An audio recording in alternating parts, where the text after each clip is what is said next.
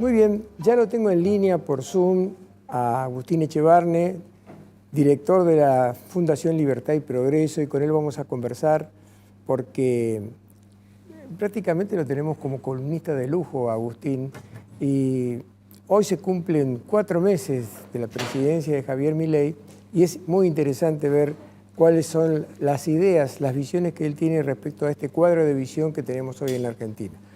Hola Agustín, ¿cómo estás? Buenas noches. Muy bien, buenas noches. Un gustazo charlar contigo.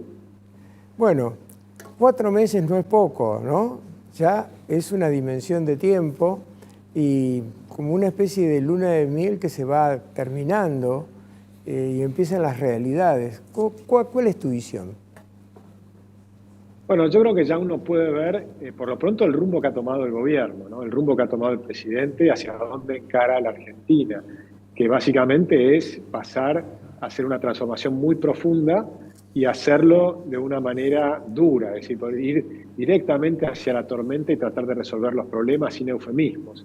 Y hablando, creo yo, con la verdad, es decir, mostrando las cosas como son, que básicamente son muy difíciles, muy complejas, reduciendo los temas a tratar de explicarlo de la manera más simple posible, con 3 palabras: no hay plata, que ya te describe todo un axioma de gobierno que es no voy a imprimir billetes para solucionar los problemas. Entonces voy a eliminar la inflación y al eliminar la inflación tengo que ver los problemas realmente cara a cara y la situación que ha elegido es bajar drásticamente el déficit fiscal a 0, pero de una manera un poquito brutal, en el sentido en que se ha hecho mucho con licuadora y que lo que es la parte de la motosierra, por supuesto, lleva más tiempo, es más complejo, pero tiene que ir pasando de un lado al otro. Es decir, tenemos que lograr que ese déficit fiscal 0 sea sustentable en el tiempo y eso implica profundizar las reformas, profundizar la reforma del Estado, pero también la parte que tiene que hacer la política, que en estas semanas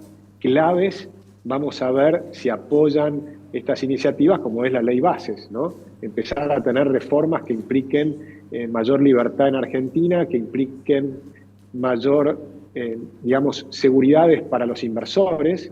De ahí viene el tema de las reglas para las grandes inversiones y demás, y mayor desregulación, pero también tenés que vivir los procesos intermedios, que a veces la desregulación implica ver saltos de precios que no te gustan y que afectan a la clase media, sobre todo a la gente de ingresos medios. No me gusta hablar de clase, pero la gente de ingresos medios, que le pega muy fuertemente este programa, y que lo más interesante de todo, te diría, es que a pesar de que están siendo las personas que más se ven afectadas, están apoyando al gobierno, porque tienen gran esperanza en que empiece un cambio muy profundo en Argentina.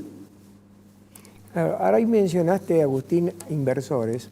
Y siempre hemos conversado contigo este tema de que los inversores vienen, pero piden 2 cosas, ¿no? Una profunda reforma laboral y una profunda reforma fiscal. Y pareciera que después de la resistencia del Congreso, el gobierno se ha aflojado un poco respecto a las exigencias de una futura ley laboral y entonces acepta ahora que el radicalismo presente un proyecto totalmente atenuado, que no sé si eso será aceptado por los inversores. ¿Cuál es tu opinión? Yo creo que la ley laboral es fundamental y te diría que ya la que presentó Javier Milei le faltaba un condimento que espero que ahora en el Congreso lo podamos meter, que es fundamental. Fíjate qué importante, que es que las negociaciones a nivel de cada empresa sean superiores a las negociaciones por sectores. ¿Por qué es importante? Porque vos tomás un sector y hay de todo, hay empresas grandes, pequeñas, medianas, algunas que le va bien, otras que le va más o menos, otras que les va peor. Entonces no todas pueden pagar el mismo aumento de sueldos. Alguna empresa más pequeña puede negociar con sus empleados, de decir, miren, yo no quiero achicar la cantidad de gente en este momento difícil, prefiero no hacer aumentos ahora. ¿Qué opinan? Conversar con ellos, llegar a un acuerdo y que sea más adelante, cuando ya se recuperen las ventas y demás, la recuperación salarial. Es decir, que hay muchos acuerdos que se pueden hacer a nivel de empresa que a nivel sectorial son mucho más complejos y no tienen sentido. Eso lo ha hecho Chile con mucho éxito. Entonces vamos a ver qué pasa. Yo creo que hay que aprovechar que va a haber si se debate en el Congreso, yo diría para mejorar lo que ha propuesto Javier Milei, no para empeorarlo. Porque si es licuarlo para empeorarlo y no te sirve para las empresas, entonces no va a aumentar el empleo. Y es clave aumentar el empleo en Argentina, es clave aumentar el sector privado, es clave aumentar el empleo formal.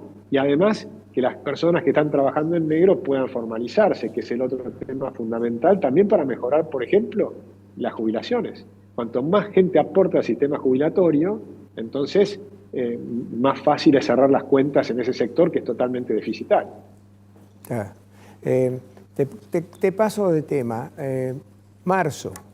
Ustedes creo que han establecido una inflación de 10 puntos y monedas para el mes de marzo. El viernes el gobierno va a pasar la inflación que le pase los colaboradores.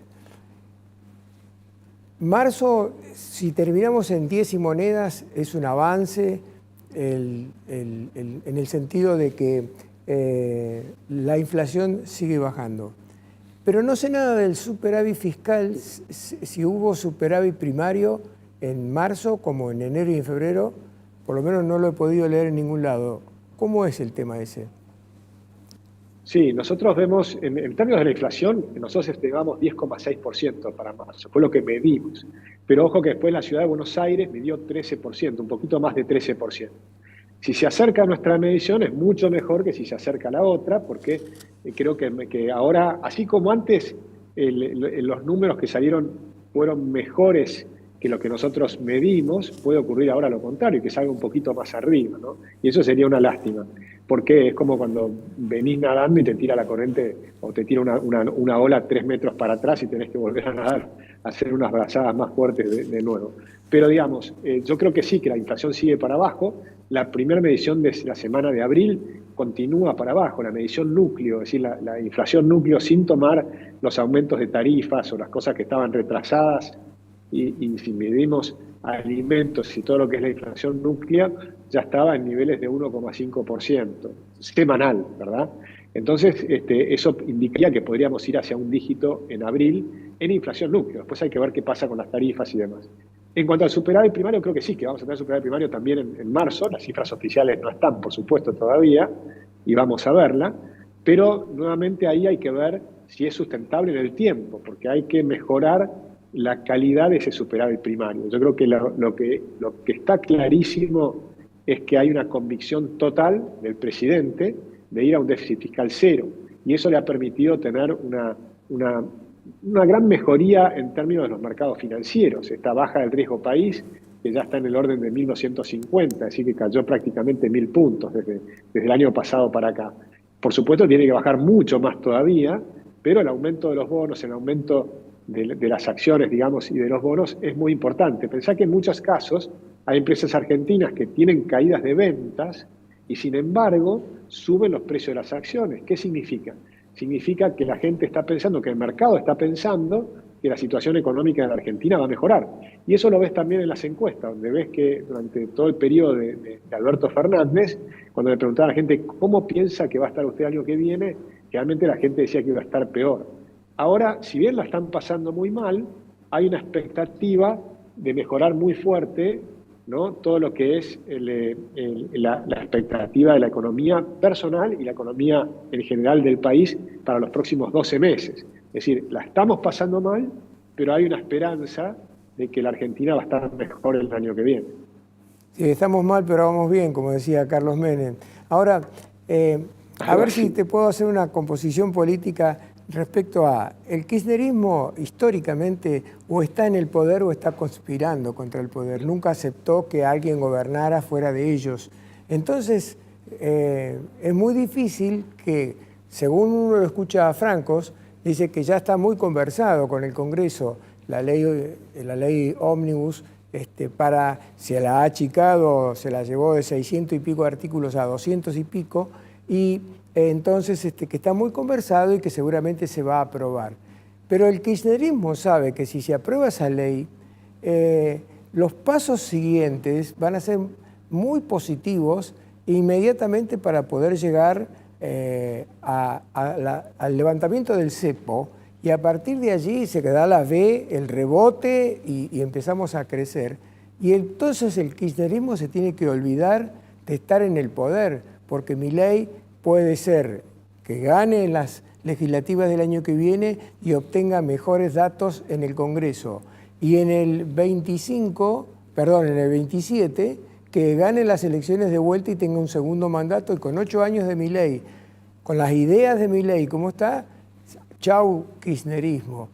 ¿Vos creés que ese partido del kirchnerismo, que es el peronismo, que es histórico, que siempre ha estado ahí peleando por el poder, puede decir chau, hasta siempre, si te he visto no me acuerdo, y desaparecer del mapa político argentino? Pero el peronismo ha sido experto en metamorfosearse, ¿no? Ir cambiando, y también de cambiar de líderes. Es decir, el peronismo continúa, pero el menemismo no existe más. El dualdismo no existe más. Y el kirchnerismo dentro de unos años tampoco va a existir más, me parece a mí.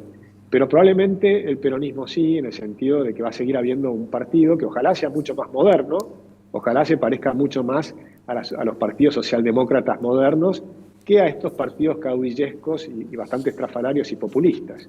Es decir, que el peronismo siempre tiene distintas facetas. Ahora, para el corto plazo, en diputados no tiene tanta injerencia, y lo que tiene injerencia son, digamos, la oposición dialoguista, digamos, en lo que es parte del radicalismo, o lo que estaban con el PRO, Pichetto, etc. En el Senado sí tiene todavía injerencia, el peronismo tiene mucha injerencia, y ahí va a ser más complicado. O sea, yo preveo que es probable que salga bastante rápido en diputados, y en el Senado es más complejo, pero ahí los gobernadores son los que tienen mucha injerencia sobre el Senado. Y los gobernadores también requieren que salga adelante la Argentina, porque finalmente estamos todos en el mismo país.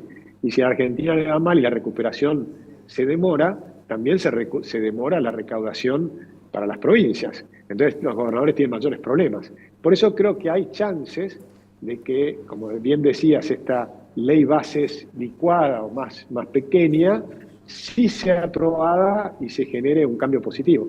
Porque además Javier Milei está mostrando, está jugando fuerte y está diciendo, miren, si no me aprueban, yo voy a continuar el mismo rumbo. Y la inflación va a caer, y el año que viene la economía, y yo creo que va a ser así, la economía el año que viene va a estar creciendo y la inflación va a ser mucho más baja. Y por lo tanto, si ustedes no están de acuerdo con este sistema y se ponen muy en contra y nos ponen muchos palos en la rueda, es posible que ocurra lo que está pasando ahora, que la gente siga apoyando a Javier Milei y que entonces lleguen las elecciones del año próximo y frente a una economía que por ahí no rebotó tan fuerte como nos imaginamos, pero de todas maneras, por ejemplo, el JP Morgan está esperando más de 5% de crecimiento para el año que viene, que es la cifra que nosotros esperábamos. Bueno, va a ocurrir que puede ganar las elecciones. Y como ya sacó 30% la vez pasada, pero ahora puede sacar 45% o más, va a tener una solidez en el Congreso muy superior que probablemente le permita hacer una cantidad de reformas que hoy todavía están demoradas. Está bien. Bueno, ahí me avisan como de costumbre que se nos terminó el bloque. Agustín, te mando un gran abrazo. Sé que has hecho un esfuerzo físico para poder estar hoy en el programa porque no estabas bien, así que espero que te mejores y otro abrazo. Muchas gracias. Un gran abrazo a ustedes. Un gustazo enorme.